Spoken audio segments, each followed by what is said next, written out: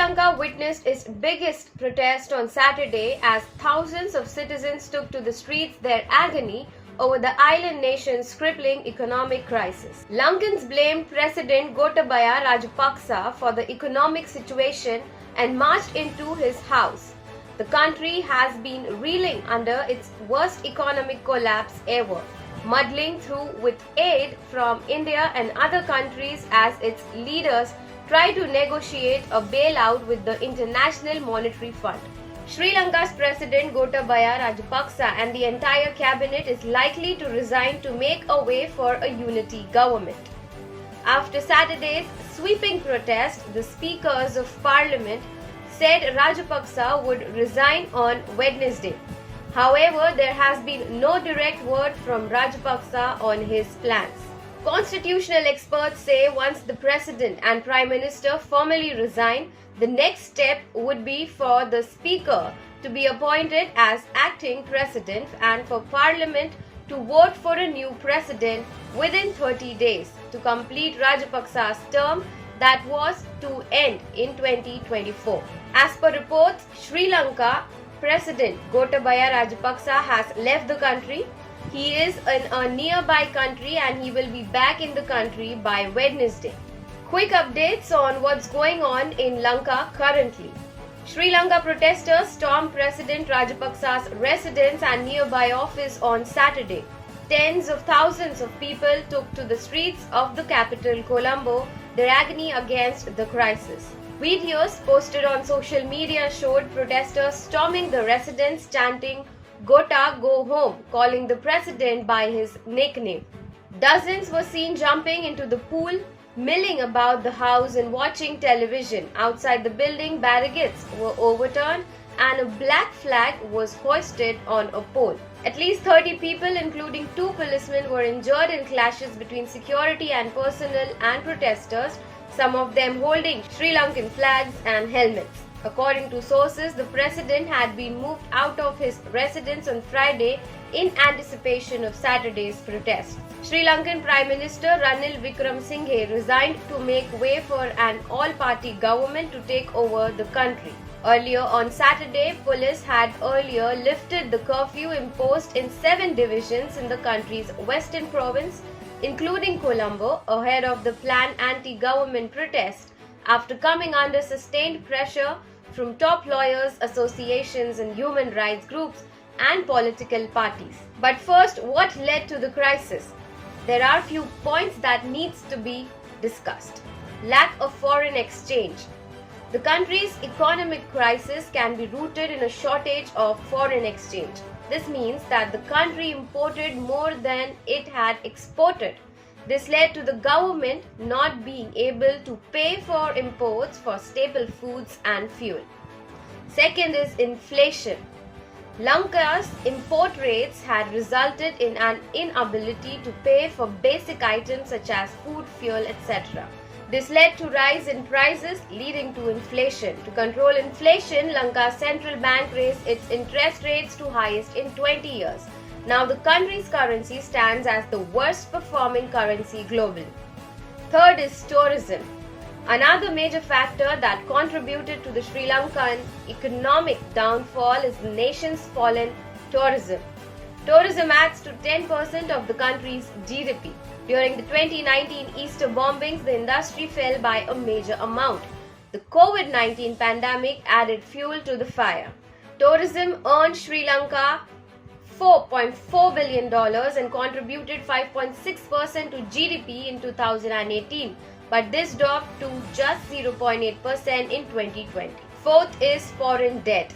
The nearly bankrupt country with an acute foreign currency crisis that resulted in foreign debt default had announced in April that it is suspending nearly $7 billion foreign debt repayment due for this year out of about $25 billion due to through 2026.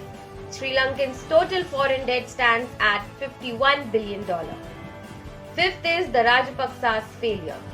Tax cuts. The President's Gotabaya Rajapaksa-led ruling government in the country had made tax cuts that affected the revenue, causing budget deficits to soar. VAT was reduced to 8%, corporate tax came down from 28% to 24%. Money printing. To cover up the government's economic goof-ups, the central bank began printing money in record amounts. The IMF had already asked Lanka to stop printing money and instead hike interest rates and raise taxes while cutting spending. On April 6, 2022, the CBSL allegedly printed 119.08 billion rupees, making it the highest reported amount printed on a single day by the CBSL for the year 2022. Agriculture. In April 2021, President Rajapaksa announced that Sri Lanka will only allow organic farming, banning inorganic fertilizers and agrochemical-based fertilizers. This led to a drop in production, resulting to losses of around $425 million and creating a 20% drop in rice production within the first 6 months of the policy alone. Gota was forced to pull back the policy. Last but not the least, Russia-Ukraine war. Russia is the second biggest importer of Sri Lankan tea, and the country's ongoing invasion of Ukraine took a toll on the country's trade. With the sanctions on Russia, tourism also saw rippling effects in Sri Lanka. Now here are the people are getting affected in Sri Lanka. Tropical Sri Lanka normally is not lacking of food, but people are going hungry. The UN World Food Programme say nearly 9 of 10 families are skipping meals or otherwise skipping to stretch out their food, while 3 million are receiving emergency humanitarian aid. Jobs were lost as the country's poverty rate rose to high levels. Oil prices took a steep hike and authorities announced that the island nation can run out of fuel stocks anytime now. Power cuts also featured on major levels and electricity was cut for over 15 hours a day in many places. Doctors have resorted to social media to try to get critical supplies of equipment and medicine. Growing numbers of Sri Lankans are seeking passports to go overseas in search of work. Government workers have been given an extra day off for their 3 months to allow them time to grow their own food. Sri Lankans were in the direct impact zone of the country's economic collapse. Images of people standing in long queues for fuel basic necessities went viral on social media. Medicines and food were some basic essentials that were far from available for Lankans. In short, people are suffering and desperate for things to improve. Now, what is the government doing about the crisis? So far, Sri Lanka has been muddling through, mainly supported by $4 billion in credit lines from India. An Indian delegation came to the capital, Colombo, in June for talks on more assistance, but Wickremesinghe warned against expecting India to keep Sri Lanka afloat for long. He said Sri Lanka pins last hopes on IMF, read a June headline in the Colombo Times. The government in negotiation with the IMF on a bailout plan, and Wickremesinghe has said he expected to have a preliminary agreement later this summer. Sri Lanka has also sought more help from China. Other governments like the US, Japan and Australia have provided a few $100 million in support. Earlier in June, the United Nations launched a worldwide public appeal for assistance. So far, projected funding barely scratches the surface of the $6 billion, and the country needs to stay afloat over the next 6 months.